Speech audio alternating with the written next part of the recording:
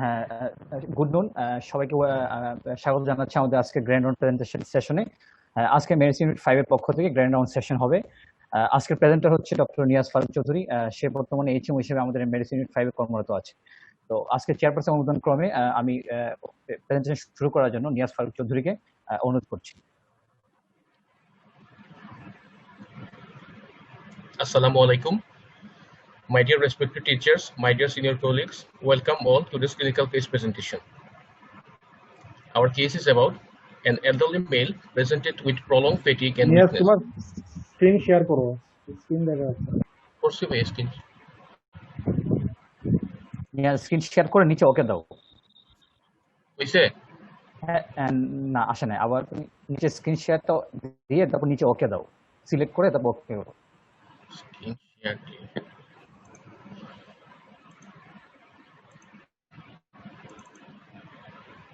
হ্যাঁ নিজে, হ্যাঁ আসছে ঠিক আছে। নিয়াজ কন্টিনিউ করো। হ্যাঁ ঠিক আছে। Assalamu alaikum. My dear respected teachers, my dear senior colleagues, welcome all to this clinical case presentation. Our case is about an elderly male presented with prolonged fatigue and weakness. Mr. Arman Ali, 65 years male, normotensive, non-diabetic, hailing from Wynegard, got admitted in the Department of Medicine of SOMCH through emergency with the complaints of weakness and easy fatigability for 2 months. According to the statement of the patient, he was reasonably well 2 months back. Since then, he has been suffering from weakness, easy fatigability associated with effort intolerance and lightheadedness. Initially, he felt difficulties during prolonged exertion and heavy activities. Later on, for the last 2 weeks, he became dyspneic at his daily regular activities like going to toilet and dressing. But he did not have orthopnea, paroxysmal nocturnal dyspnea, chest pain. He gave no history of fever, sore throat, night weight loss, nodular swelling, anorexia, bleeding from nose and gum. On query, he denied any history of vomiting of blood, black tail stool, parietal bleeding, abdominal pain, vomiting, jaundice, high-colored urine, oliguria. He also denied about sore mouth, tingling or numbness sensation, memory loss, blurring of vision, walking difficulty. Patient complained about occasional pain in different sides of the body, but there was no history of joint pain or swelling, easy bruising, headache, dizziness. Patient also denied any history of oral ulcer, skin rash, photosensitivity, history of taking NSAIDs or history of blood transfusion. He used to take normal diet in the period preceding his illness. His bladder and bowel habit is normal. There was no significant relevant past medical or surgical illness. None of his family members are suffering from such type of illness. The patient is smoker, used to take 10 to 12 cigarettes per day, but non-alcoholic and no history of extramarital sexual exposure. He belongs to poor socioeconomic status and was not immunized as per EPI schedule. General examination reveals patient is ill-looking, body-built average, cooperative, decubitus on choice. He is moderately anemic but not ectatic. Edema, colonychia, leukocytia absent, blood 100/70 mm of mercury, pulse 98 beat per minute regular, respiratory rate 20 breath per minute, JBP not raised, lymph nodes not palpable, body tenderness absent. Skin survey reveals no pigmentation, and the bedside heat coagulation test was negative. On gastrointestinal system examination reveals condition of the oral cavity is normal. On paraabdominal examination, there was no organomegaly, ascites, or abdominal leukodenopathy. Bile sound was present. Cardiovascular system examination reveals heart sound normal, no murmur. Respiratory system examination reveals normal findings, including no crepitation. On neurological examination, heart circuit function intact, all cranial nerves are intact, including ophthalmoscopy. Motor examination reveals JADS normal, all sensory modalities are intact, gait normal, cerebellar function intact.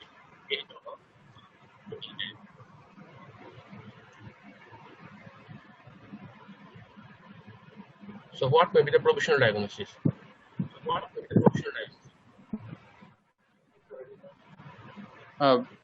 Before going to provisional diagnosis, I would like to invite the audience, especially blog posting students are present here today, and also postgraduate trainee to ask any question regarding the history and examination finding.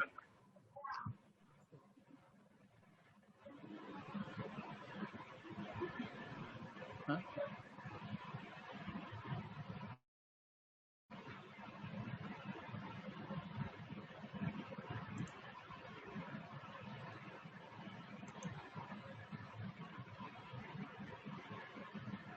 Actually, this is a patient in our medicine unit 5. The issue of the patient is fatigue and finally the unexplained anemia. This is actually the issue for this patient. So, if there is a question regarding the history or physical examination in any point, from point or our postgraduate trainee point, anybody may seek question.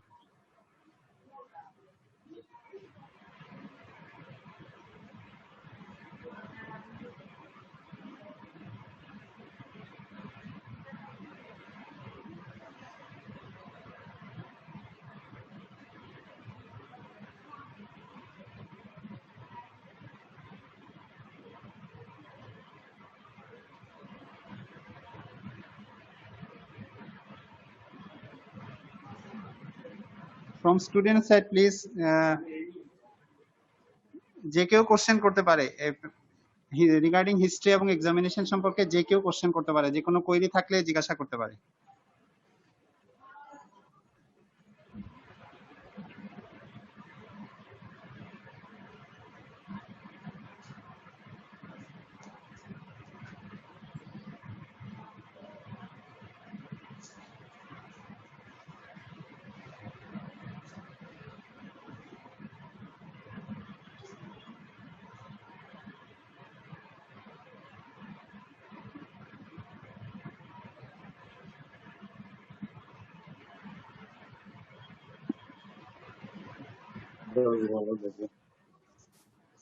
আজকের অ্যাটেন্ডেন্সটা খুব ভালো, মানে around 44 জনের মতো attendance দেখা যাচ্ছে।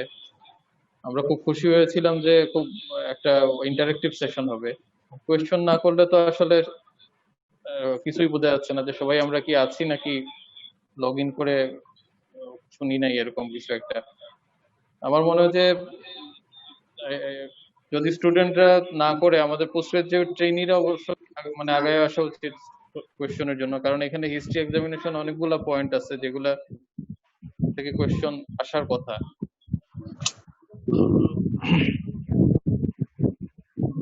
হ্যাঁ নিয়াজ, আমি মুরসালিন। আচ্ছা, ওর রেডিয়েশন কোনো এক্সপোজার আছে কিনা, বা ড্রাগ হিস্ট্রি গুলো একটু বলো না তুমি ডিটেইলস। না, পেশেন্টের ড্রাগ কোনো কেমোথেরাপিক ড্রাগ বা কোনো এক্সপোজার টু সার্টেন কেমিক্যালের কোনো হিস্ট্রি ছিল না। রেডিয়েশন এক্সপোজার ছিল না।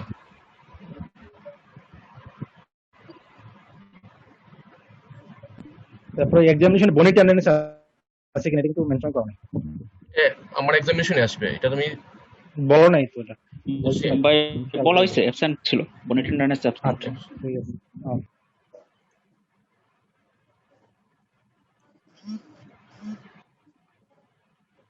Yes, a bone tenderness absence case are very of pigmentation.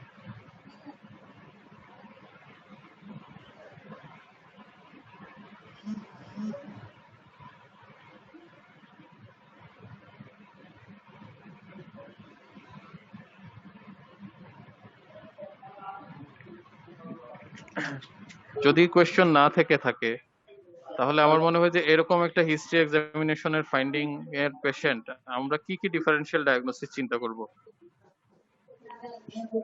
এই বিষয়ে এখন আমি ট্রেনিদের অপিনিয়ন দেওয়ার জন্য অনুরোধ করতেছি। কারণ এই পেশেন্টটা হচ্ছে যে এই ধরনের হিস্ট্রি নিয়ে আমাদের লং কেসে পোস্ট গ্রাজুয়েট পরীক্ষায় যদি থাকে, আমাদের তো ডিফারেনশিয়াল ডায়াগনোসিস সাজাতে হবে, প্লাস হচ্ছে সেই ডিফারেনশিয়াল ডায়াগনোসিসের পক্ষে বিপক্ষে কি কি যুক্তি ও প্রোভাইড করতে পারলো বা কি অ্যাবসেন্ট সেটাও আমাদেরকে জাস্টিফাই করা লাগবে। আমি রিকোয়েস্ট করতেছি ট্রেনিদের, যেহেতু কোয়েশ্চন এত ভালো প্রেজেন্টেশন করছে নিয়াজ, যে কোনো কোয়েশ্চনের স্কোপই নাই, তাহলে ডিফারেনশিয়াল ডায়াগনোসিস কি কি আসবে এখানে? যেহেতু আমি কেসটা জানি স্যার, তো আমি বলতেছি না আর কি, অন্যরা বলুক। না বলো, অসুবিধা নেই। তুমি ডিফারেনশিয়াল ডায়াগনোসিস বলো, তুমি হিস্ট্রি ক্রিটিসাইজ করো, এক্সামিনেশনে আর কি কি ও মিস করছে সেগুলো বলো। তো মানে একদম সেলিয়েন্ট ফিচার প্রেজেন্ট করছে কি, সো আমি আর ওখানে একদম জিস্ট কথাগুলো বলে ফেলছে কি, জাস্ট তো বলে না এক্সামিনেশন। নরমালি আমরা যেরকম ওই গ্র্যান্ড রাউন্ড করে না, একটু শুধুমাত্র একদম সেলিয়েন্ট ফিচার বলছে, সেটা হয়তো যেহেতু ভার্চুয়াল প্রেজেন্টেশন এই এই কারণে কারণে এটা হয়তো হয়েছে, সেটা আমরা বুঝতে পারছি। তাহলে সেই ক্ষেত্রে তুমি ডিফারেনশিয়াল ডায়াগনোসিস বলো। যেহেতু ওল্ড এজ পেশেন্ট, আমার অনেকগুলো ডিগ্রি আছে এখানে। এনিমিয়া প্রেজেন্ট করছে, এনিমিয়া নিয়ে, সাথে অন্য কোনো সিমটম নাই, কোনো হার্ট ফেলিয়ার কোনো সিমটমস নাই, কোনো অর্গানোমেগালি নাই। আমার প্রফেশনাল ডায়াগনোসিস থাকবে স্যার মাইলোডিসপ্লাসিয়া, এমডিএস। অ্যাপ্লাস্টিক এনিমিয়া আসবে। হ্যাঁ, ডিফারেনশিয়াল ডায়াগনোসিসে অ্যাপ্লাস্টিক এনিমিয়া রাখতে চাই আমি। আর হচ্ছে যে যদিও বোন পেন নাই, তারপরেও আমি মাল্টিপল মাইলোমা একটা ডায়াগনোসিস রাখবো। আদার সেল লাইন এফেক্টেড এর কোনো কিছু আনএক্সপ্লেইন অ্যানিমিয়া ছাড়া তো আমি এখানে আর কোনো প্রুফ পাচ্ছি না। Why we are calling it mild dysplastic syndrome without any other clue from just history and examination? Age itself is explanatory. Old is present with anemia, আসলে এমডিএস মানে এমডিএস অ্যাপ্লাস্টিক এনিমিয়ার বাইরে চিন্তা করা তো একটু কঠিন। Old age patient anaemia in old age সিকেডির কারণেও হতে পারে, কোনো নাই। This is a good question. পেশেন্টের সিকেডির কারণে হতে পারে, কিন্তু ওইদিকে আবার পেশেন্টের ব্লাড প্রেশার কোয়াইট নরমাল, এটা এবং মানে ইউরিনারি কোনো কমপ্লেইন নাই, এটা মানে সিকেটের এগেইনস্টে যায় আর কি। নন ডায়াবেটিক, নর্মোটেনসিভ বা নন ডায়াবেটিক, নর্মোটেনসিভ। হ্যাঁ, রেনাল ইনসাল্টের হিস্ট্রি নাই আগে প্রিভিয়াস, অ্যানিমিয়া নিয়ে প্রেজেন্ট করবে রেনাল ফেলে সিকেডি, মানে এটা তো খুবই unlikely. And bedside heat coagulation test was also negative. There is no proteinuria. সেটাই, মানে অনেকগুলা পয়েন্ট আছে। সিকেডি শুধু সিকেডি বললে তো আসলে পেশেন্ট এক্সপ্লেইন করা যাবে না, যে সিকেডি একটা পেশেন্ট শুধু অ্যানিমিয়া নিয়ে প্রেজেন্ট করলে আদার্স কিছুই নাই। নিয়াজ পেশেন্টের কি ওয়েট লস বা এইরকম কোন হিস্ট্রি ছিল? পেশেন্টের ওয়েট লস অ্যানোরেক্সিয়া এরকম হিস্ট্রি ছিল না। ওয়েট লস অ্যানোরেক্সিয়া মেলিগনেন্সি ফেভারে কোনো হিস্ট্রি ছিল না পেশেন্টের ওয়েট লস অ্যানোরেক্সিয়া এগুলোর। কিন্তু পেশেন্টের শুধু ফ্যাটিক এবং হলো যে উইকনেস নিয়ে ছিল। ইনিশিয়ালি পেশেন্ট শুধু উইকনেস ফ্যাটিক ছিল, বাট লাস্ট উইক থেকে পেশেন্ট বলছিল যে তার রেগুলার অ্যাক্টিভিটির সময় কিছু ব্রেথলেসনেস পেশেন্ট এক্সপেরিয়েন্স করতেছে। আনএক্সপ্লেইন অ্যানিমিয়ার একটা কজের মধ্যে আমরা এখানের মধ্যে মাইলোফাইব্রোসিস চিন্তা করতে পারি, কিন্তু yes, but in case of myelofibrosis there will be fever and weight loss. Myelofibrosis তো অর্গানোমেগালি থাকবে, আমরা ইজিলি অর্গানোমেগালি এখানে কোনো অর্গানোমেগালি নেই, আমরা এখানে কোনো অর্গানোমেগালি নেই।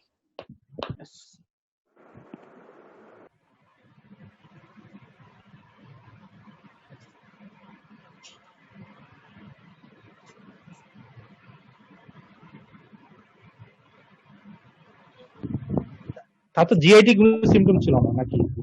না, জিআইটি কোনো সিম্পটম ছিল না।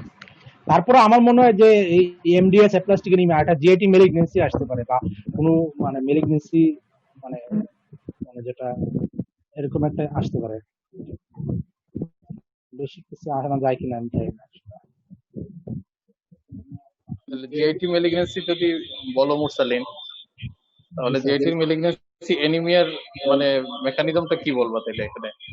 GIT sir right sided colonic malignancy তো স্যার শুধু এনিমিয়া নিয়ে প্রেজেন্ট করতে পারে স্যার, না শুধু এনিমিয়া, আদার কোনো সিম্পটম না থাকলে শুধু এনিমিয়া নিয়ে দেখা যেতে পারে তো স্যার এখানে স্পটিং ব্লিডিং হচ্ছে। তাহলে সেই এনিমিয়ার মরফোলজি কেমন হবে এবং সেটা ক্লিনিক্যালি সেটা মরফোলজিটা আমরা সেটা মাইক্রোসাইটিক হাইপোক্রোমিক আমরা ক্লিনিক্যালি ও এক্সামিনেশনে তাইলে কি কি পাওয়ার কথা ছিল আর কি, যেটা পায় নাই?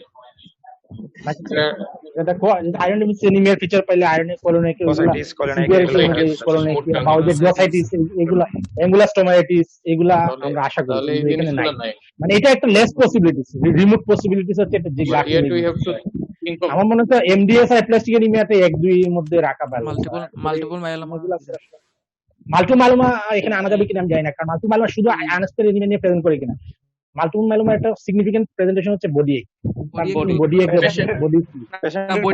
পেশেন্টের অকেশনাল বডি ছিল different part, but joint tenderness এরকম ছিল না। বা আদার কোনো ফিচার মাল্টিপল আমার যেমন অ্যাবডোমিনাল পেন কনস্টিপেশন বা পলিউরি এগুলো ছিল না, বা কোনো অল্টার আচ্ছা, সেটা আনা যেতে পারে ওল্ড এজের ক্ষেত্রে, সেটা একটা আনা হতে পারে। তবে আমার মনে হয় ওল্ড এজের মাল্টিপল মাইলোমাটা একদম শেষে আনা যাবে।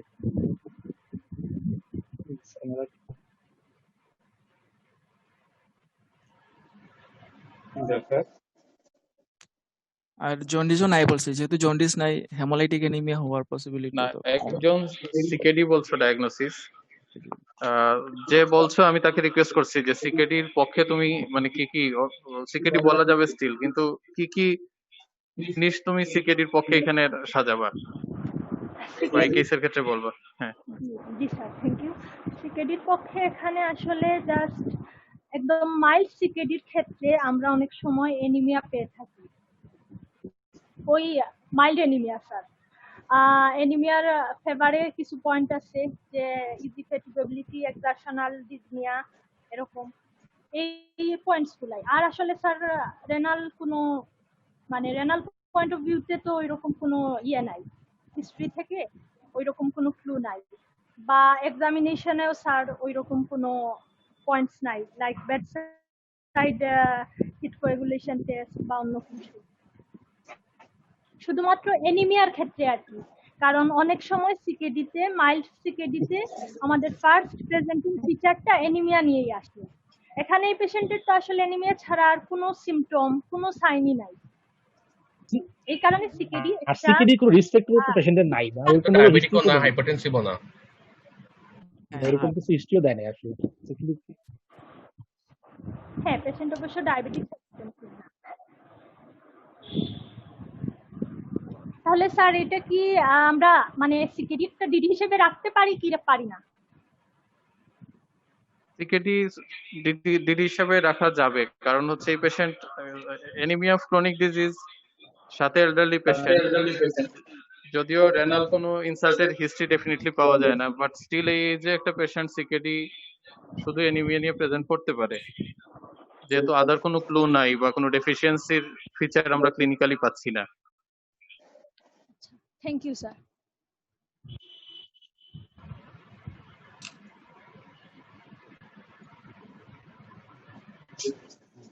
এখানে ওই যে মাইল্ড সিকেডি যেটা উনি বললেন স্যার, মাইল্ড সিকেডিতে সিকেডি মাইল্ড বলতে আসলে কোন স্টেজ পর্যন্ত? এনিমিয়া তো স্টেজ 3A অনওয়ার্ড, তারপরে তার এনিমিয়া সিম্পটম ইউজুয়ালি ডেভেলপ করে। তাহলে তো সেই ক্ষেত্রে তো তার কিছু সিকেডি সিম্পটম চলে আসার কথা। সিকেডির আদার কোনো সিম্পটম নাই, রিস্ক ফ্যাক্টর নাই, ইটিওলজিক্যাল কোনো হিস্ট্রি নাই, আবার এনিমিয়া হয় stage 3A onward anaemia develop করে আমরা জানি। সিকেডিতে তো তার আগে ইউজুয়ালি কোনো ডেভেলপ করে না। তাহলে সিকেডির কোনো সিম্পটম ছাড়া এবং কোনো রিস্ক ফ্যাক্টর ছাড়া আমরা ডিডিতে রাখাটা স্যার মানে ইয়া হবে কিনা?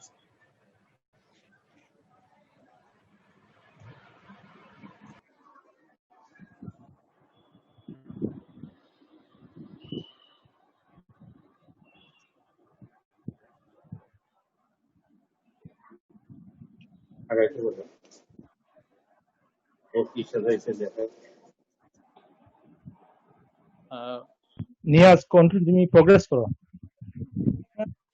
কোনো ফিচার না, খালি এনিমিয়া ছাড়া আদার লাইনেজ মুভমেন্টে কন্ট্রোল ফিচার নাই।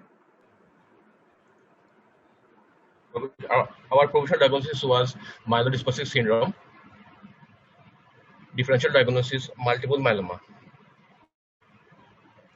Investigations. This was the complete blood count profile done on 9th August and another one on 16th August. On 9th August, hemoglobin percentage was 6 gram per deciliter, and on 16th August, 6.2 gram per deciliter. The total count of WBC and differential count of WBC nearly normal in both settings. And platelet count on 9th August, 1,52,000 per cubic millimeter, and on 16th August, 2,80,000.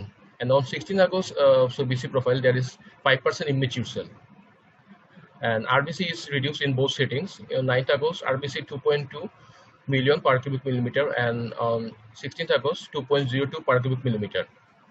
MCB 104 femtoliter on 9th August, and on 16th August, MCB 101 femtoliter. Mean corpus hemoglobin and mean corpus hemoglobin concentration in both settings nearly normal. RDW increase in both settings. This is the peripheral blood film done on 16th August.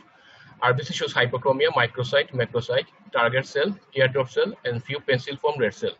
WBC, high cellular white blood cell are mature with increased distribution of neutrophils, platelets adequate in number. The ultimate effect, dimorphic anemia with neutrophilic leukocytosis. This is another PBF done on 22 August.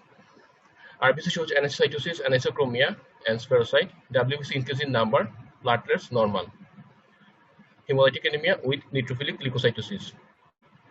Reticulocyte count 2%, corrected reticulocyte count 1.09%, serum LDH 251 unit per liter, serum bilirubin total 0.60 mg per deciliter, serum bilirubin direct 0.20 mg per deciliter, serum bilirubin indirect 0.40 mg per deciliter.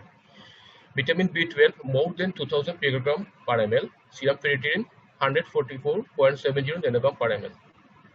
On urinary, albumin, sugar absent, there is no RBC, past cell or cast. Serum total protein 7.40 gram per deciliter, serum albumin 4.1 gram per deciliter.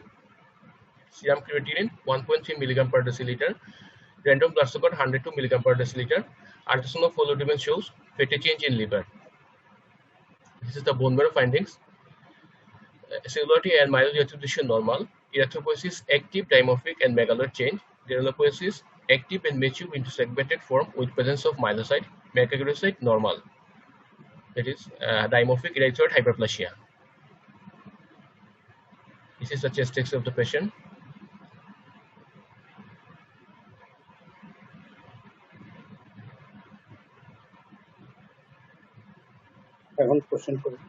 This was the ECG. Please comment regarding the investigation finding and correlate with the clinical finding or provisional diagnosis. আচ্ছা, আমি নিয়াজকে একটু প্রশ্ন করতে চাই, ডিডিতে aplastic এনিমিয়াটা আনো না কেন? মানে কি অ্যাপ্লাস্টিক এনিমিয়া আসবে না এখানে? ইনভেস্টিগেশন না, ডিডিতে মাল্টিপল আনো না। পেশেন্ট তো শুধু এনিমিয়ার ফিচার নিয়ে আসছে, আদার সাইটোপেনিয়াসের কোন ফিচার ছিল না। শুধু এনিমিয়া প্রেজেন্টেশন হতে পারে তো। অ্যাপ্লাস্টিক এনিমিয়া আসতে পারে। রাখা যেতে পারে। এনিমিয়া আনা উচিত ছিল এটা মনে হয়। জি, রাখা যেতে পারে। অবশ্যই।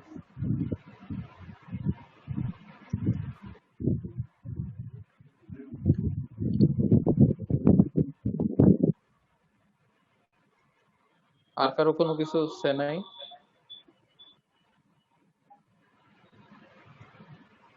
মাইলোডিসপ্লাস্টিক সিনড্রোমের মধ্যে এখানে বোন মেরুতে বলা আছে সেলুলারিটিটা নরমাল, কিন্তু মাইলোডিসপ্লাস্টিক সিনড্রোমে তো সেলুলারিটিটা হাইপার সেলুলার হয়, তো এখানের মধ্যে একটু in case of MDS cellularity may be normal, hypercellular, or in 20% cases it may be hypocellular.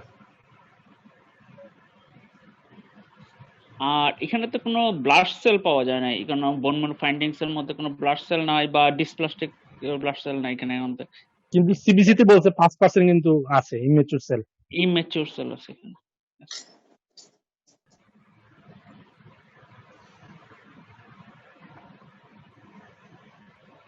MDS with leukaemic transformation হলো কিনা, কিন্তু অন্যগুলা পিবিএফ বা বোনমেরুতে কিন্তু সাজেস্ট করে না। বাই লিউকেমিক ট্রান্সফরমেশনের জন্য তো এখানে ব্লাড সেল থাকতে হবে বা ওটা থাকতে হবে, 20% এর উপরে ব্লাড সেল থাকে আমরা যতটুকু জানি, যে এএমএল এর দিকে যদি ট্রান্সফার করে, কিন্তু এটা তো এরকম মনে হইতেছে না। কোনো ফিচার নাই এখানে পিবিএফ বা বোন মেরুতে ব্লাড সেলের।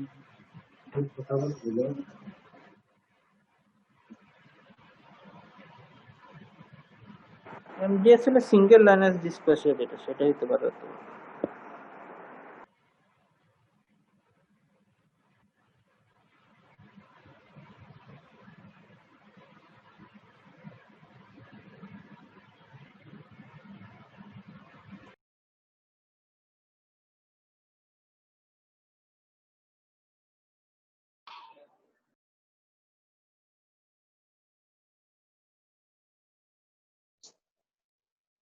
আর কারো কোনো কোশ্চেন নাই? আর ডিফারেনশিয়াল ডায়াগনোসিসের মধ্যে আরেকটা পয়েন্ট ছিল মাল্টিপল মায়োলোমা। তো মাল্টিপল মায়োলোমা দেখার জন্য তো আমাদের একটা যে এক্সরে একটা আমাদের হেড একটা এক্সরে করা উচিত ছিল, কারণ এখানে আমরা স্কেলেটাল লাইটিক লেশন একটা পাওয়া যায়। তো এখানের মধ্যে এটা শুধুমাত্র মনে হয় ডিফারেন্সিয়াল ডায়াগনোসিস করার ক্ষেত্রে অ্যাবসেন্ট হচ্ছে। মাল্টিপল মায়োলোমা ইভালুয়েশনের জন্য আমাদের প্রথম হচ্ছে যে আমরা সিবিসি পিভিটা আমরা গ্রুপ পাইনি, একটা পয়েন্ট। আর একটা পয়েন্ট হচ্ছে আমরা অ্যালবুমিন টোটাল প্রোটিন করছি, মানে আমরা দেখাইছি যে গামা গ্লোবুলিন ফ্র্যাকশনটা অত বেশি না, তো অ্যালবুমিন টোটাল প্রোটিনটা কিন্তু একদম নিয়ার নরমাল, মানে গামা গ্লোবুলিন ফ্র্যাকশন বাড়ে নাই, তাহলে ওখানে তো মনোক্লোনাল গ্যামোপ্যাথি থাকার কথা না। আচ্ছা, আর ইএসআর তো নরমাল একদম 14। তার নরমাল মাল্টিপল মাইলোমা তো বাড়ে, তাতে ইউরিনে কোনো প্রোটিনিউরিয়া নাই। আসসালামু আলাইকুম। কিন্তু এখানে বোন ম্যারোতে তো কোনো প্লাজমা সেল নাই, মাল্টিপল মায়োলোমা তো এটা নাই। পিএফএ প্লাজমা সেল নাই, রোলেক্স ফর্মেশন নাই। হ্যাঁ, প্লাজমা সেল গুলা তো মাল্টিপল মায়োলোমা চলে আসতো তো।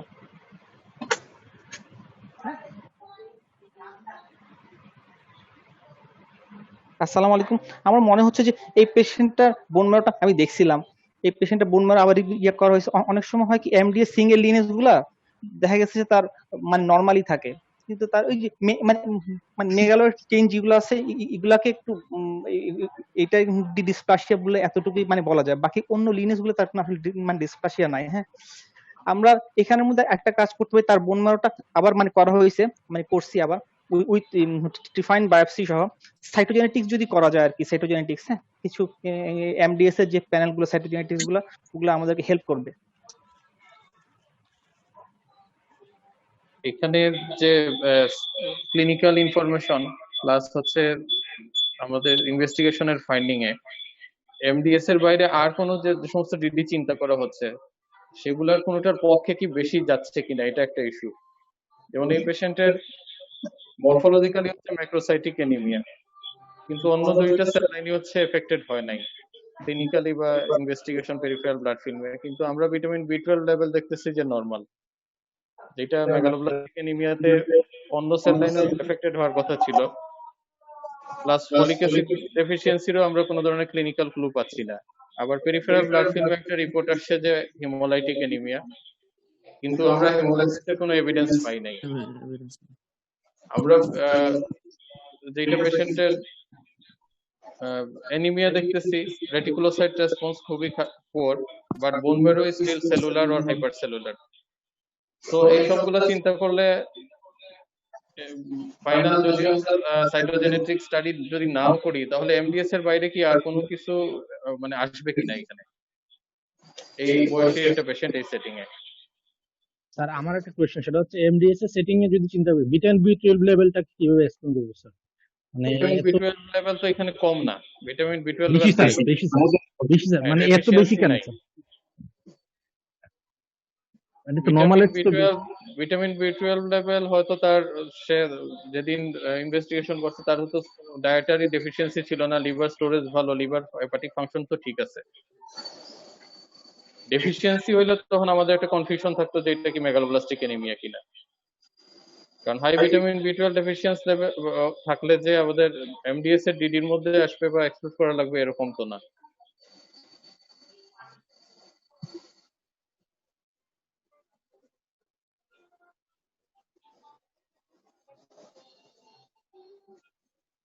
আর কবি কোনো ইয়ে আছে কি ইনভেস্টিগেশন প্ল্যান সম্পর্কে কোনো ইনভেস্টিগেশন নিয়ে আর কারো কোনো কোশ্চেন আছে কিনা রিগার্ডিং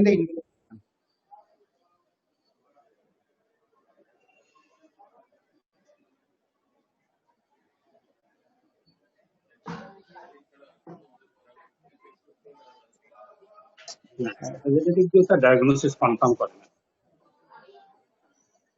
আর কোনো ইনভেস্টিগেশন কেউ অ্যাডভাইস করবেন কিনা এই পেশেন্টের? আমাদের যে ডায়ালেমাটা, ডায়াগনস্টিক ডায়ালেমা, এটা সলভ করতে গেলে আর কোনো ইনভেস্টিগেশন কেউ অ্যাডভাইস করবেন কিনা? আর কোনো সাজেশন আছে কিনা আর কারো?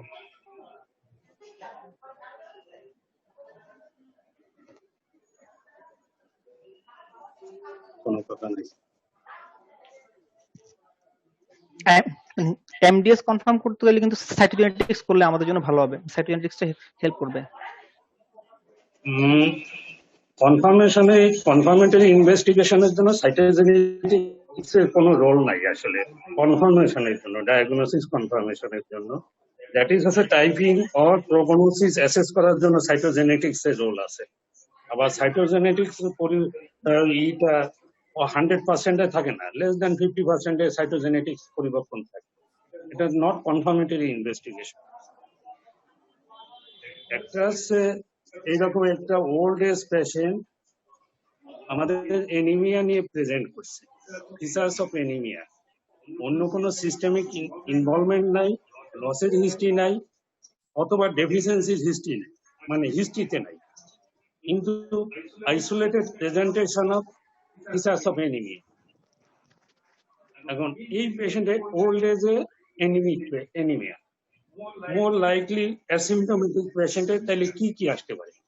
যে বোন ম্যারো ডিজিজ হতে পারে, অথবা লস, হ্যাঁ হিডেন লস হতে পারে, অথবা নিউট্রিশনাল ডেফিসিয়েন্সি হতে পারে, অথবা সিস্টেমিক ডিজিজের। এখন যেহেতু সিস্টেমিক ডিজিজ নাই, লসের অবভিয়াস হিস্ট্রি নাই, সেই ক্ষেত্রে বোন ম্যারো ডিজিজ চলে আসা আগে।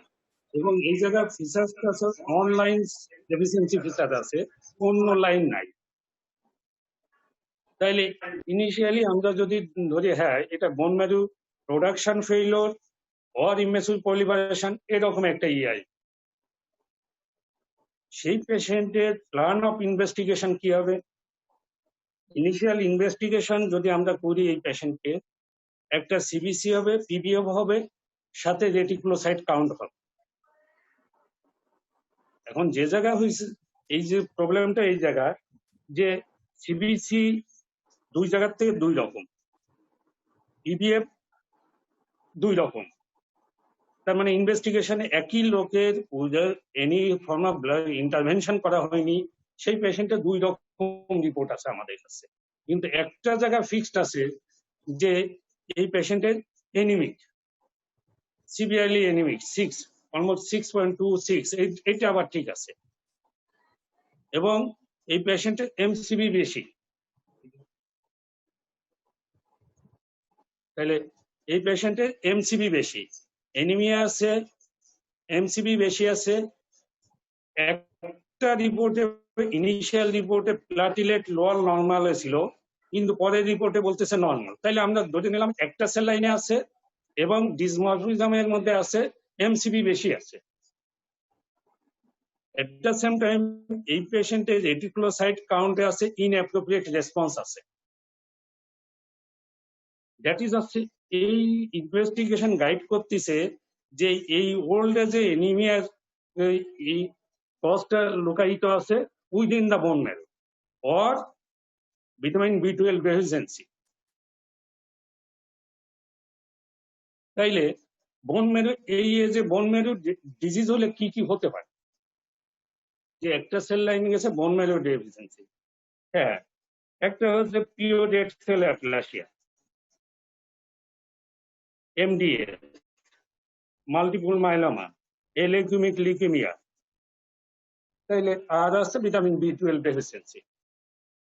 তাইলে এই রকম একটা প্রোফাইল নিয়ে আমরা ডিল করতেছি।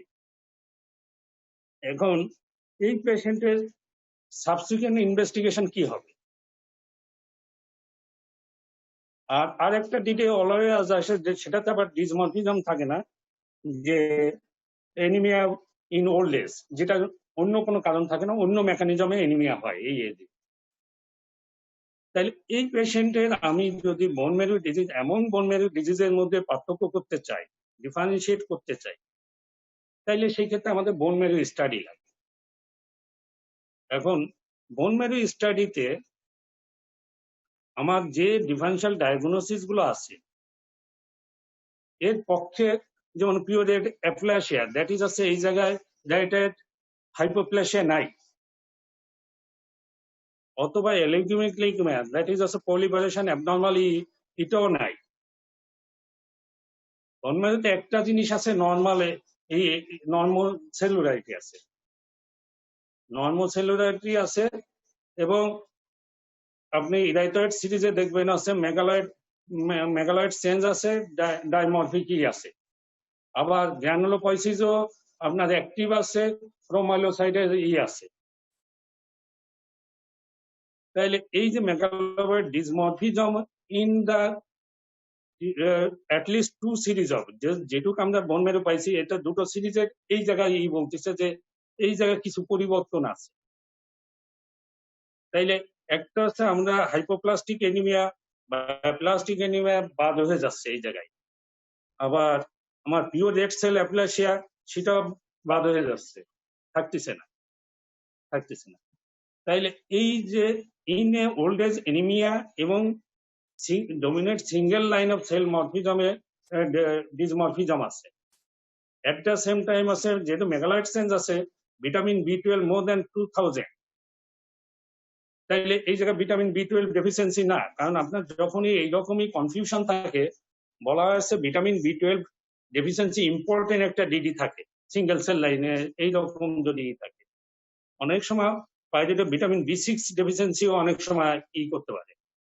তাইলে আমার এই জায়গায় ভিটামিন B12 মোর আছে, তাইলে ভিটামিন B12 ডেফিসিয়েন্সি না। আবার মাল্টিপল মাইলোমা লাইন যদি আমরা বলি সেক্ষেত্রে এই যে বোন ম্যারোতে আমার নাই, এলেকট্রোমিক লিউকেমিয়া বলে হাইপারসেলুলার এবং ইম্যাচুরিটি নাই। তাইলে আমাদের এই কনক্লুশনে পেশেন্ট প্রোফাইল সাথে এই দুইটা কনক্লুশনে আমাদের চলে আসে এমডিএসি আমাদের ইসে থাকে। আর এমডিএস এর যেটা ওই যে পরবর্তীতে যে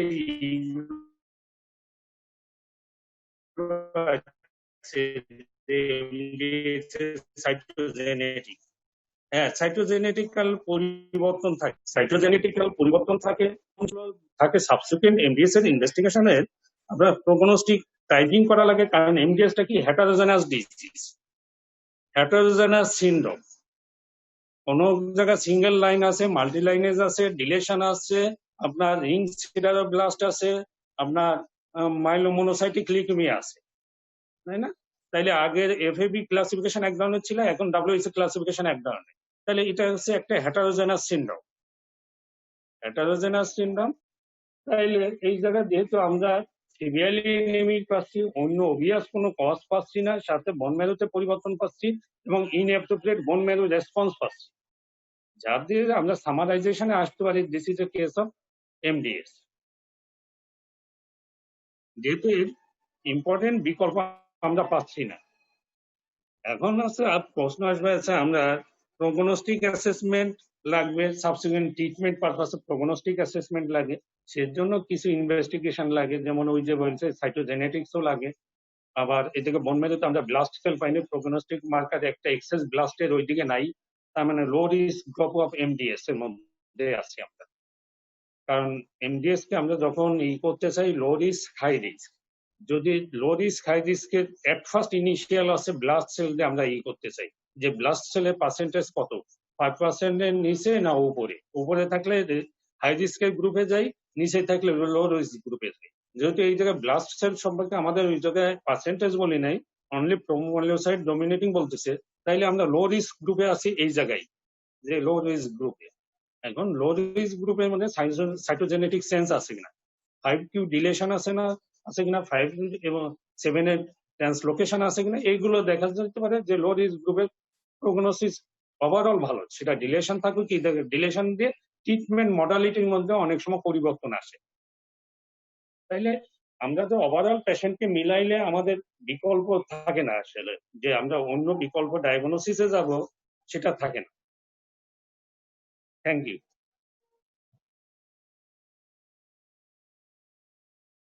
দেখো আপনাদের কোনো প্রশ্ন আছে কিনা, জিজ্ঞেস করে কোনো প্রশ্ন আছে? আর কারো কি কোনো কোয়েশ্চন আছে?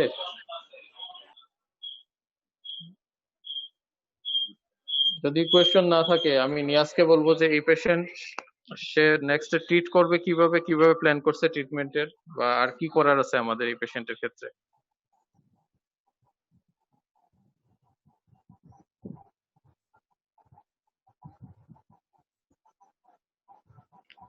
হ্যালো নিয়াজ, শুনতে পাচ্ছ?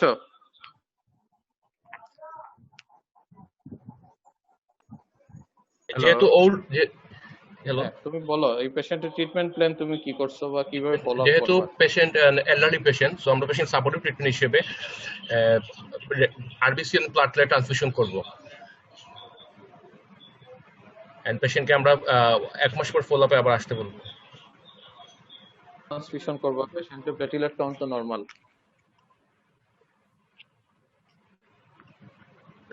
অনলি রেড সেল ট্রান্সফিউশন করবো আমরা।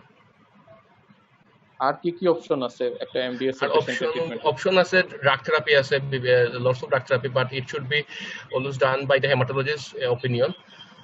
ড্রাগসের মধ্যে কিছু আছে হাইপোমিথিলাইজিং এজেন্ট লাইক এজেক্টোসিডিন, কিছু আছে immunosuppressive drugs like sporin, antithymocyte globulin, কিছু আছে মনোক্লোনাল অ্যান্টিবডি এলান্টোজুমেব।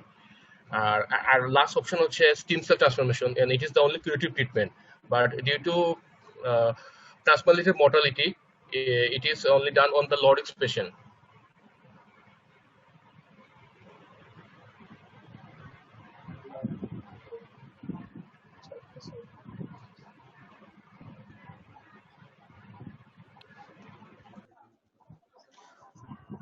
ওনার ক্ষেত্রে আমার মনে হয় ডায়াগনোসিসটা আগে কনফার্ম করে যদি সাইটোজেনেটিক্সটা করা যায় তাহলে আমরা হ্যাঁ ড্রাগ গুলো আছে ইউজ করা যায় অনেক সময়, যেগুলো ট্রিটমেন্ট অপশন বলতে ঠিকই আছে, তার সাথে থালিডোমাইডও অনেক সময় ইউজ করা যায় ওগুলো, হ্যাঁ লো রিস্ক গ্রুপে। আর লো রিস্ক গ্রুপে অনেক সময় সাপোর্টিভ থেরাপিতে থাকলেও কোনো সমস্যা নেই, দেখা যায় অনেকদিনই থাকে, শুধু ফলো আপ করলেই হয় যাতে ব্লাস্ট পার্সেন্টেজ যাতে না আসে, ব্লাস্ট যদি না বাড়ে তাহলে আর ইয়ে না, অর্থাৎ এটা থেকে সেকেন্ডারি এএমএল এর দিকে যাতে ট্রান্সফরমেশন না হইলে মানে প্রগনোসিস ভালোই থাকে।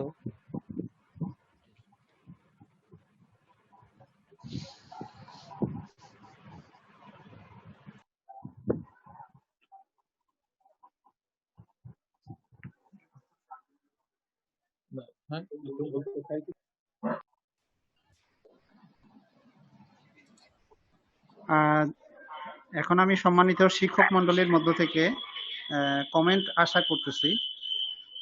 প্রথমে আমি অনুরোধ করব সহকারী অধ্যাপক ডাক্তার রুহুল কবির স্যারকে তার ওপিনিয়ন দেওয়ার জন্য।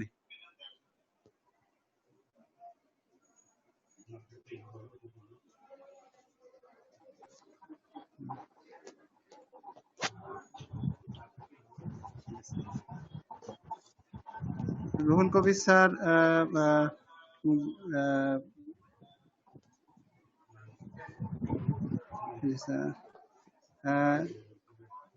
এই পর্যায়ে আমি অনুরোধ করব আমাদের ডাক্তার ইকবাল আহমেদ চৌধুরী স্যারকে তার ওপিনিয়ন দেওয়ার জন্য।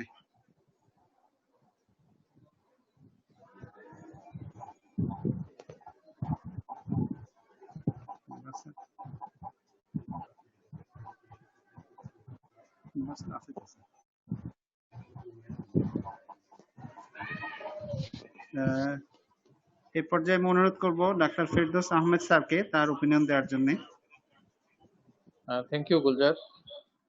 আসলে আমাদের এই প্রেজেন্টেশন যখন সিদ্ধান্ত নেওয়া হয় এবং নিয়াজ যখন প্রেজেন্ট করবে বলে, তারপরে ও একটু অসুস্থ হয়ে পড়ে, ওর ফ্যামিলিতেও বেশ অসুস্থতা, কোভিড লাইক সিমটম আছে, তারপরেও সে যে প্রেজেন্ট করছে এবং খুব সুন্দরভাবে প্রেজেন্ট করছে, এর জন্য নিয়াজকে ধন্যবাদ।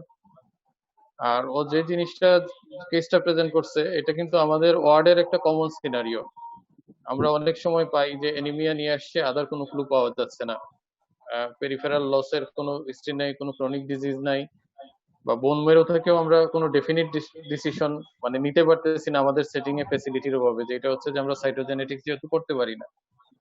তো সেই ক্ষেত্রে এই বয়সী বিশেষ করে 60 আপ পেশেন্টদের এনিমিয়া ক্ষেত্রে এমডিএস একটা কমন প্রবলেম এবং কমন ডায়াগনস্টিক ডাইলেমা, যেটা আমাদের ক্ষেত্রে হয়তো এই যে অন্যান্য যে ডিফারেন্সিয়াল গুলো এক্সক্লুড করেই হয়তো ডায়াগনোসিসে পৌঁছানো লাগে। কারণ হচ্ছে এই পেশেন্টকে আমরা যদি ডায়াগনোসিস করতে না পারি বা প্রফেশনালি আমরা একটা ডায়াগনোসিস ঠিক না করতে পারি, তার ম্যানেজমেন্ট হচ্ছে অনেক ঝামেলা তৈরি হয়।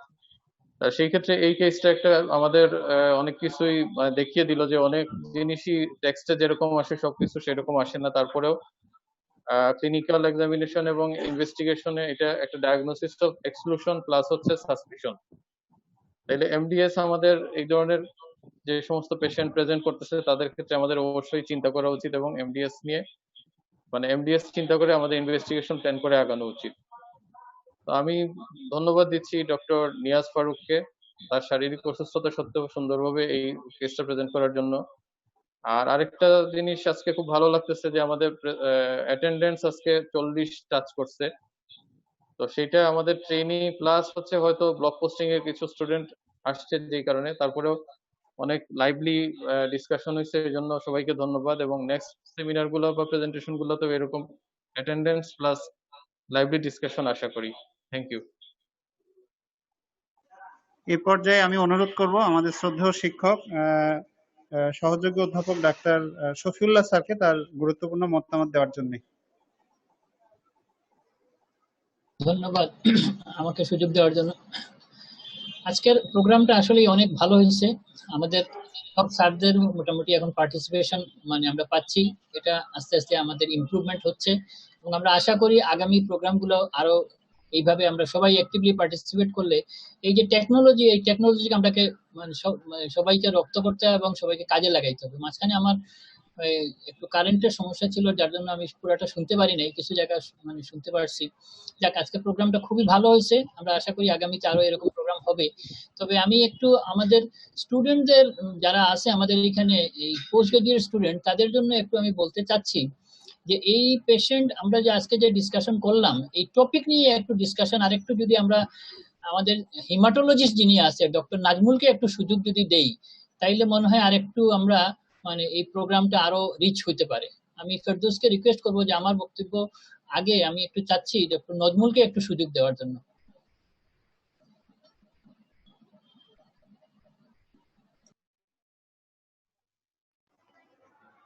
এই পর্যায়ে আমি অনুরোধ করব ডাক্তার হেমাটোলজিস্ট আমাদের ডাক্তার নাজমুল ইসলাম ভাইকে তার গুরুত্বপূর্ণ মতামত দেওয়ার জন্য।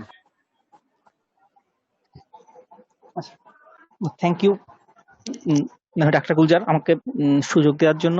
আমি এর মধ্যে কথা বলেছি, মানে প্রথমে হচ্ছে যে মানে এই পেশেন্টের যে ফিচার গুলা সিঙ্গেল লিনেজের মধ্যে প্রথমে আমাদের ডায়াগনোসিসটা মানে কনফার্ম করতে হবে। হ্যাঁ, ডায়াগনোসিস যদি আমাদের সব মানে প্রফেশনাল এমডিএস এর দিকে নিয়ে যাচ্ছে, হ্যাঁ, যদি আমরা দেখা গেছে যে আর কোনো রিফ্লেক্টরি এনিমিয়াতে আর যদি কোনো কজ খুঁজে না পাই, তাহলে আমাদের এই পেশেন্টের ক্ষেত্রে ডায়াগনোসিস এমডিএসই হবে। হ্যাঁ, এমডিএস যদি ডায়াগনোসিস হয় তাহলে এরপরে আমাদের যেটা হবে সেটা হচ্ছে আমরা ওই পেশেন্টের স্কোরিং করে ফেলতে হবে। এমডিএস ডায়াগনোসিস পর আমরা স্কোরিং করে ফেলবো সে কোন রিস্ক গ্রুপে মানে পড়ছে। স্কোরিং করে আমরা তার পেশেন্টের সার্ভাইবিলিটি মানে বলতে পারবো সে কি ভেরি লো, লো, ইন্টারমিডিয়েট, হাই, ভেরি হাই, এভাবে স্কোর করা যায়।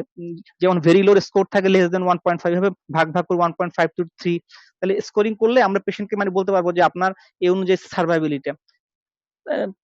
এরপর হচ্ছে ম্যানেজমেন্ট কেয়ারের মধ্যে সাপোর্টিভের মধ্যে কিন্তু আমরা মানে প্রথমে কিছু টার্গেট থাকে, যেমন হচ্ছে মানে ম্যানেজমেন্টের মধ্যে প্রথমে ট্রান্সফিউশন, যেটা ট্রান্সফিউশন এমডিএস এর ক্ষেত্রে যদি মেল হয়, মেলের ক্ষেত্রে কিন্তু আমাদের টার্গেট হচ্ছে 9, অর্থাৎ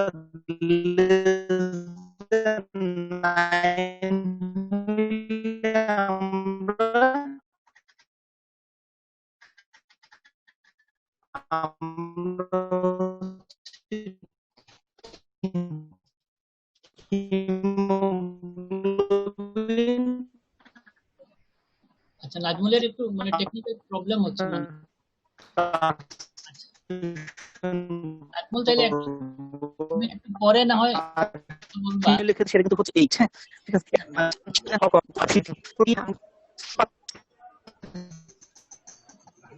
এই পর্যায়ে আমি অনুরোধ করব আমাদের শ্রদ্ধেয় শিক্ষক সহযোগী অধ্যাপক ডাক্তার স্যারকে তার গুরুত্বপূর্ণ মতামত দেওয়ার জন্য।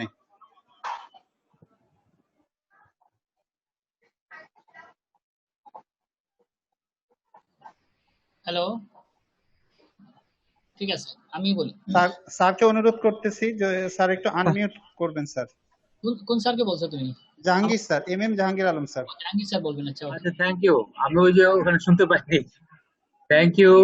আমাদের ডিপার্টমেন্টের যে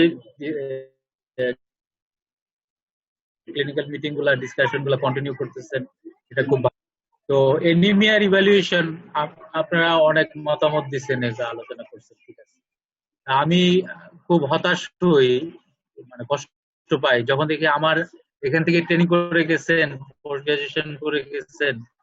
আমি কিছুদিন আগে এরকম একটা পেশেন্ট পাইছি, 3 ইউনিট ব্লাড ট্রান্সফিউশন করছে, কিন্তু পেশেন্টের ইভ্যালুয়েশন করেন, একটা পেরিফেরাল ব্লাড ফিল্ম, একটা চেস্ট এক্সরে, এই জিনিসগুলো করে নাই। আমি খুব দুঃখ পাইছি। আমারই ট্রেনিং এখান থেকে পাশ করে পোস্ট গ্রাজুয়েশন করে গেছে। তো এটা প্লিজ মানে প্র্যাকটিক্যালি একটা পেশেন্টের যখন অ্যানিমিয়া নিয়ে আসে, যদি হিস্ট্রি ক্লিনিক্যাল এক্সামিনেশন থেকে ক্লু পান তারপরে অ্যাপ্রোচ করবেন। তারপরেও অবশ্যই একটা কমপ্লিট ব্লাড কাউন্ট, একটা পেরিফেরাল ব্লাড ফিল্ম, আর প্লাস রুটিন ইনভেস্টিগেশন গুলা যেমন টেস্ট এক্সরে, ইউরিনারি, তারপরে যদি রেনাল ফাংশন ইম্পেয়ার মনে হয় রেনাল ফাংশন, ক্রিয়েটিনিন দেখলেন। তো এই জিনিসগুলো যেন মিস না হয়। মানে রুগী একটা এনিমি নিয়ে আসলো, হিমোগ্লোবিন পাইলেন 6 বা 5 বা যাই পাইলেন, দেখা গেল ঝটপট করে ক্লিনিকে ভর্তি করে ট্রান্সফিউশন দিয়ে দিল, 2 ইউনিট 3 ইউনিট ট্রান্সফিউশন দিচ্ছে, কদিন পরে আবার যাচ্ছে আবার ট্রান্সফিউশন দিচ্ছে। এই জিনিসটা যাতে না হয়। তো এখানে মাইলোডিসপ্লাস্টিক সিনড্রোম নিয়ে অনেক আলোচনা হয়েছে বা অন্যান্য জিনিস নিয়ে আলোচনা হয়েছে। তো আমার যেটা রিকোয়েস্ট যে এনিমিয়ার ইভ্যালুয়েশনে অবশ্যই আপনারা যেন এই জিনিসগুলো মিস না করেন, বিশেষ করে হিস্ট্রি ক্লিনিক্যাল এক্সামিনেশন। তারপরে যে আপনি যদি একটা ব্লাড কাউন্ট ব্লাড ফিল্ম করেন তাহলে তো আপনি মোটামুটি একটা লাইনে যেতে পারেন, এটা কি এনিমিয়া ক্রনিক ডিজিজ নাকি এটা আয়রন ডেফিসিয়েন্সি এনিমিয়া লসের, আয়রন ডেফিসিয়েন্সি লসের দিকে যাবেন, নাকি বোন মেরু ইনভলভমেন্ট আছে মনে হচ্ছে, সেল লাইনেস গুলো দেখে তাহলে বোন মেরু ডিজিজ কিনা। তো এই 3টা লাইনে তো আপনি ওই একটা সিবিসি পিভিএফ করলে একটা ডিসিশন নিয়ে আসতে পারেন। তো thank you for nice discussion. কিন্তু পার্টিসিপেন্ট 40-র উপরে ছিল, এটা খুব আশাব্যঞ্জক। আবার কমেও যাচ্ছে, 34-এ চলে আসছে, এটাও শেষ না হওয়ার আগেই সবাই কেটে পড়তেছে। তারপরেও কন্টিনিউ হচ্ছে, এটা খুব ভালো। Thank you all.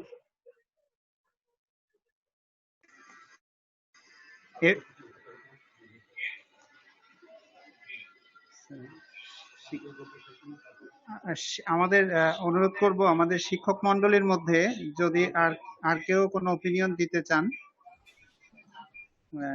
আমি একটু বলি, এই যে আজকের যে ডিসকাশন ছিল, আজকের যে টপিক মাইলোডিসপ্লাস্টিক সিনড্রোম, এটা এই যে প্রেজেন্টেশন যদি আমি একটু জিজ্ঞেস করতে চাচ্ছি আমাদের পোস্ট গ্রাজুয়েট স্টুডেন্টদেরকে, যে যদি এই পেশেন্ট ওল্ড এজ না হয়ে ইয়াং এইজের হইতো তাহলে আমরা কি চিন্তা করতাম? কেউ কি একটু বলতে পারেন? এই যে সাইটোজেনেটিক স্টাডি বা বিভিন্ন এগুলার ইম্পর্টেন্সটা কি, আর মানে ইয়াং এজে হলে আমরা কি চিন্তা করব? আর এই মাইলোডিসপ্লাস্টিক সিনড্রোম কি ভাবে প্রেজেন্ট করে? আমরা তো এখানে একটা টিপিক্যাল প্রেজেন্টেশন পাইছি, হ্যাঁ, এছাড়া আর কি ভাবে প্রেজেন্ট করে? যে প্রেজেন্টার বা আমাদের এখানে যে পোস্ট গ্রাজুয়েট স্টুডেন্ট আছে ওনারা কি একটু বলতে পারেন কেউ?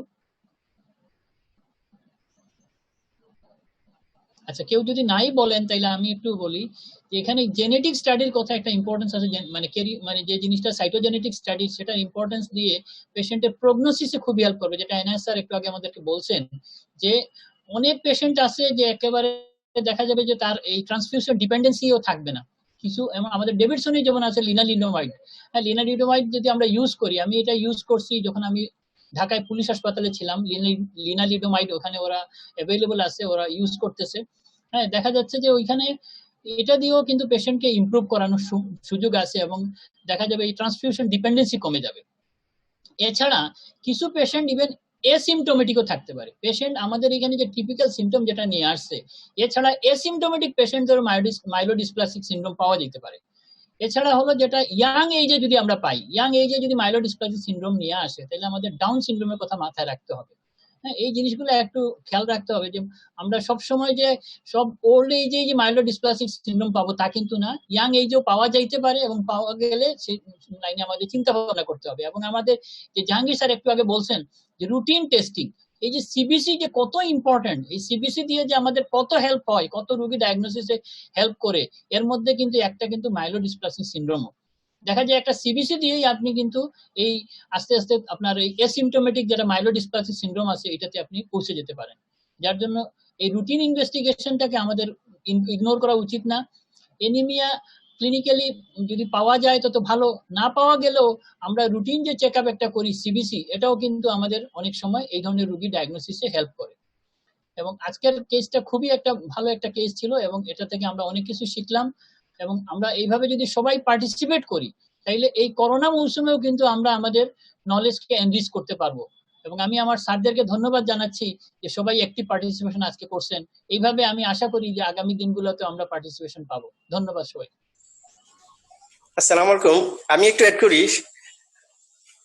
এখানে যেহেতু পেশেন্টের মেইন সিমটমটা ছিল যে এক্সেশনাল ডিসনিয়া, মানে শর্টনেস অফ ব্রেথ।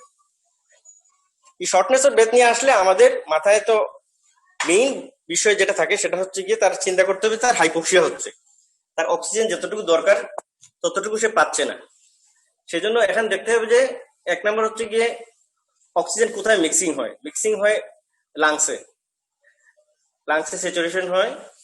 সেই লাংসে যদি কোনো সমস্যা হয়, লাংস, তারপর চেস্ট ওয়ালে যেগুলো থাকে মাসেল, বোনস, তারপর নিউরোমাস্কুলার, নিউরাল, এগুলো যদি কোনো সমস্যা হয় তাহলে হতে পারে। একটা হচ্ছে কি লাংস রিলেটেড, আর একটা হচ্ছে কি হার্ট রিলেটেড, যেখানে পাম্পিং হচ্ছে, এই অক্সিজেনেটেড ব্লাডটা পেরিফেরিতে পৌঁছাচ্ছে। এখানে যদি সমস্যা হয়, যেমন হচ্ছে হার্ট ফেলিওর হতে পারে, এরকম পেরিকার্ডিয়াম থেকে শুরু এন্ডোকার্ডিয়াম, মায়োকার্ডিয়াম, যে কোনো জায়গায় সমস্যা হয় তাহলে সমস্যা হতে পারে। আরেকটা হচ্ছে কি অক্সিজেন যে ক্যারি করতেছে, অক্সিজেন ক্যারি করতেছে আরবিসি, সে আরবিসি নিজের সমস্যা হতে পারে, আবার হিমোগ্লোবিনের সমস্যা হতে পারে। তো ক্লিনিক্যালি আমরা দেখা যায় যে অনেক সময় আমরা এগুলো আলাদা করতে পারি, যে লাংসের সমস্যা হলে যেগুলো পাই, সিপিডি, অ্যাজমা, তারপরে হচ্ছে গিয়ে এই যেগুলো আছে, তারপরে হচ্ছে হার্টের যে কারণগুলো সেগুলো আমরা অনেক সময় ক্লিনিক্যালি ইভালুয়েট করতে পারি। অনেক সময় ক্লিনিক্যালি দেখা যায় যে সবকিছু মিলানো যায় না, তখন ইনভেস্টিগেশন একটা টেস্ট করলে আমরা বুঝতে পারি, বা স্পাইরোমেট্রি করলে বা ইকোকার্ডিওগ্রাফি করলে। আর যদি আমরা ক্লিনিক্যালি এনিমিয়াই পেয়ে যাই, এবং যদি মডারেট টু সিভিয়ার এনিমিয়া হয়, তাহলে আমাদের চিন্তা করতে হবে সমস্যাটা হচ্ছে গিয়ে ব্লাড রিলেটেড, যে হিমোগ্লোবিন রিলেটেড। কারণ হিমোগ্লোবিন রিলেটেড যদি হয় তাহলে যখন দেখবো আমরা যে ক্লিনিক্যালি অন্য সেল লাইনগুলো এফেক্টেড কিনা। যদি দেখা যায় শুধুমাত্র আরবিসি এফেক্টেড, তাহলে চিন্তা করবো আরবিসি অরিজিনের ডিজিজ যেগুলো সেগুলা। আর যদি দেখা যায় যে প্লেটলেটের সমস্যা আছে, তারপরে যে লিউকোসাইটের সমস্যা আছে, তাহলে চিন্তা করবো তিনটা সেল লাইন ধরছে এমন কিছু ডিজিজ। তাহলে এভাবে যদি আমরা আগে, তাহলে দেখা যাবে যে খুব ইজিলি আমরা ডায়াগনোসিস করতে পারবো। আর ইভ্যালুয়েশনটা এভাবে হওয়া উচিত। থ্যাংক ইউ সবাইকে গুড পার্টিসিপেশনের জন্য। আসসালামু আলাইকুম। এই পর্যায়ে আমি অনুরোধ করব আমাদের সম্মানিত ভাইস প্রিন্সিপাল স্যারের পক্ষ থেকে আমাদের শ্রদ্ধেয় শিক্ষক সহযোগী অধ্যাপক ডাক্তার মোহাম্মদ এনায়েত হোসেন স্যারকে আজকের এই সেশন কনক্লুড করার জন্য এবং কনক্লুডিং স্পিচ দেওয়ার জন্য। Thank you Gulraj. At first thank you আছে নিয়াজ তার অসুস্থতা নিয়েও কেস প্রেজেন্ট করার জন্য। এই জন্য নিয়াজকে স্পেশাল থ্যাঙ্কস দেওয়া উচিত আমাদের সবাই, যে তার অসুস্থতা সত্ত্বেও সে ডিনাই করেনি, সে প্রেজেন্ট করছে একটা।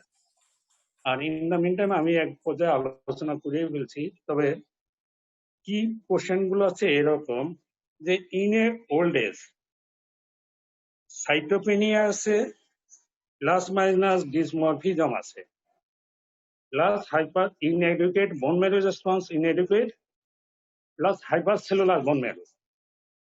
এটা হচ্ছে কি essential for myelodysplastic syndrome diagnosis করার জন্য, যে সাইটোপেনিয়া, ডিসমরফিজম, প্লাস ইনএডুকেট বোন response, plus hypercellular bone marrow.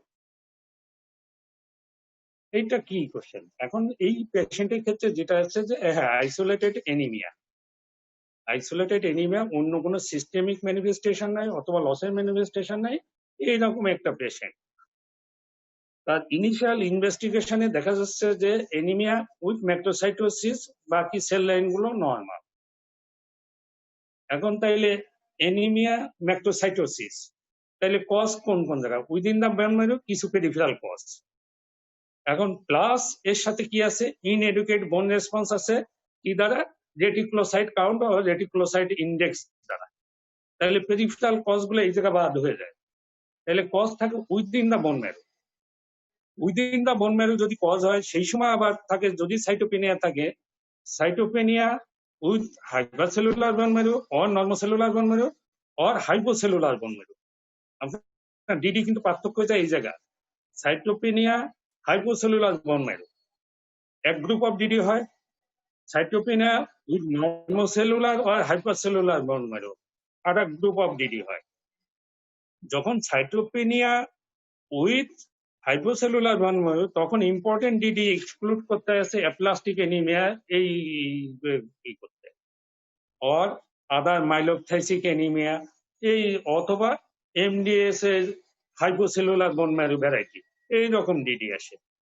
R সাইটোপেনিয়া with হাইপারসেলুলার bone marrow normal cellular, তার মাঝে চলে আসে আপনার এই যে এমডিএস চলে আসে, গ্লাইকেমিয়া চলে আসে, ভিটামিন ডি ডেফিসিয়েন্সি এনিমিয়া চলে আসে। তাই আর এই জায়গায় যেটা থাকে তাইলে একটা আছে সিবিসি পিবিতে আমি সাইটোপেনিয়া পাবো, ডিফারেন্ট টাইপ অফ সাইটোপেনিয়া পাবো, সাথে ডিসমরফিজম পাবো। বোন ম্যারোতে আমি ইউজুয়ালি হাইপারসেলুলার বোন ম্যারো পাবো, সেই জায়গায় আমার 3 সিরিজে ডিসমরফিজম থাকতে পারে। যে হাইপোফিজিস সিরিজে ডিসমরফিজম থাকবে,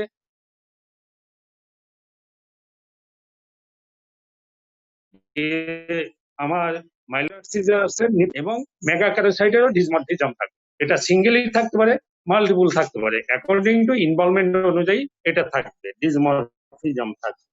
এখন ইউজুয়ালি ডিসমরফিজম তাহলে এইরকম ডিসমরফিজম যখন পেয়ে যাই, সাথে সাইটোপেনিয়া আছে, তখন আমাদের in a old age other explanation নাই, তাইলে সেই ক্ষেত্রে আমাদের এমডিএস থাকে হচ্ছে স্ট্রং ডিডি, স্ট্রং প্রভিশনাল ডায়াগনোসিসই এমডিএস থাকে। এরপরে যখন আমি এমডিএস আসবো, তখন প্রশ্ন আসে তার প্রগনোসিস অ্যাসেস করতে। যেমন প্রগনোসিস অ্যাসেস করার জন্য আইপিএসএস আছে, যার মধ্যে ইম্পর্টেন্ট থাকে আছে আমার বোন ম্যারোতে এস থাকে, বোন ম্যারোতে মেগালোব্লাস্টিক্স মানে ব্লাস্ট সেল কি পরিমাণ আছে এটা একটাই থাকে, এবং সাইটোজেনেটিক বা ক্রোমোজোম অ্যানালাইসিস থাকে। তাহলে আমাদের এই পেশেন্টে blast cell usually less than 5, এটাই একটাই ইন্ডিকেট করে যে লো রিস্ক গ্রুপেই আছে। আবার যখন আমি ট্রিটমেন্ট পোর্শনে যাই, অনেকগুলো আমার ট্রিটমেন্ট অপশন আছে। ইউজুয়ালি লো রিস্ক গ্রুপে থাকলে সাপোর্টিভ ট্রিটমেন্ট, আমার শুধু যদি আরবিসি সিরিজ থাকে তাহলে আরবিসি সিরিজের সাপোর্টিভ ট্রিটমেন্ট, ডাব্লিউবিসি থাকলে ডাব্লিউবিসি, প্লাটিলেট থাকলে প্লাটিলেট, এরপরে থাকে সাইটোটক্সিক ড্রাগ থাকে, তারপরে থাকে থ্যালিডোমাইড গ্রুপ অফ ড্রাগ থাকে, এরপরে ইমিউনো সাপ্রেসিভ থেরাপি থাকে, এরপরে থাকে ডেফিনেটিভ থাকে হচ্ছে অ্যালোজেনিক বোন ম্যারো ট্রান্সপ্লান্টেশন। এখন যেহেতু আমাদের এই পেশেন্টের ছিল সিঙ্গেল সেল লাইন, শুধু আরবিসি লাইনে ছিল, তখন আরবিসি লাইনে থাকলে আপনার ইরাইথোপয়েটিন লেভেল দেখা লাগে, কারণ এমডিএস উইথ লো ইরাইথোপয়েটিন যদি হয় তখন ইরাইথোপয়েটিন সাপ্লিমেন্টেশন দেওয়া লাগে। তাইলে আমার ফ্রিকুয়েন্ট ব্লাড ট্রান্সফিউশন লাগে না, ইরাইথোপয়েটিন দিলে ওইটাকে করে, আর আদারওয়াইজ আমাদেরকে ব্লাড ট্রান্সফিউশন করতে। তাহলে অলমোস্ট এইরকম। আর এমডিএস ডায়াগনোসিসের জন্য বেসিক্যালি আপনাকে হাই সাসপিশিয়াস হতে হয়, হাইলি সাসপিশিয়াস হওয়া লাগে। যেমন ওই যে শফিউল্লাহ স্যার যেমন বলছে, এমডিএস অ্যাসিমটোমেটিক্যালি শুধু এনিমিয়া নিয়ে প্রেজেন্ট করতে পারে, ইয়াং এজে প্রেজেন্ট করতে পারে, ওল্ড এজে প্রেজেন্ট করলে আপনার জন্য সুবিধা, কিন্তু ইয়াং এজে প্রেজেন্ট করলে তখন অনেকগুলো ডিফিকাল্টি ফেস করে। তাইলে আবার এর যে ডেফিনেটিভ ইনভেস্টিগেশন, যেমন আমি এইরকম ডেফিনেটিভ নাই যে এটা করলেই ইনভেস্টিগেশন, যদি আমি টিপিক্যাল ফাইন্ডিংস গুলো পেয়ে যাই, বোন ম্যারোতে যদি ডিসমরফিজমের একেবারে টিপিক্যাল বিভিন্ন সিরিজে পেয়ে যাই, তাইলে আমার জন্য ডায়াগনোসিসের মোর হেল্পফুল হয়। তাইলে আমরা ইন এ ওল্ড এজ এনিমিয়ার ক্ষেত্রে আমাদের অলওয়েজ একটা মাথায় থাকবে যে হ্যাঁ এমডিএস একটা পসিবিলিটিস, কারণ এটা কমন ওল্ড এজের জন্য কমন ডিজিজ, এনিমিয়ার কমন ডিজিজ। আর এটা আছে যেহেতু আবারও আমি নিয়াজকে ধন্যবাদ দিই যে এইরকম একটা সুন্দর কেস পেয়েছে, তার অসুস্থতা সত্ত্বেও এইরকম সুন্দর একটা কেস আমাদের সবার সামনে নিয়ে এসেছে। এটা ব্রেন স্টর্মিং, আমরা সাবসিকুয়েন্টলি এটা নিয়ে পড়াশোনা করবো, আমরা সবাই নিজেকে আপডেট করবো। Thank you all, thank you. Our next presentation is from Unit 2 and 6. Thank you.